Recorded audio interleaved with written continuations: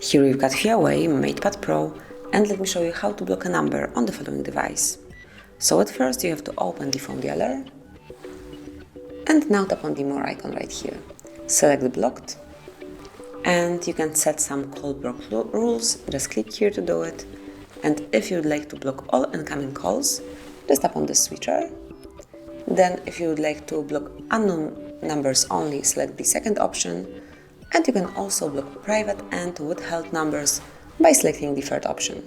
So just pick the preferred setup and leave it this way. So for example, I will block all unknown numbers. Then if you would like to block some particular contact, just go to the contacts.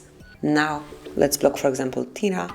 Tap on the more icon, and here you will notice block contact tab. So just click on it, and as you can see, now Tina is blocked, so she will not be able to reach you anyhow. You will not receive any calls or message from this number. Then if you would like to remove Tina from your blacklist, just tap on the more icon and tap on remove from blacklist. And that's it. So that would be all. This is how you can block number in your device, block contact in your tablet. Thank you for watching. Please subscribe our channel and leave the thumbs up.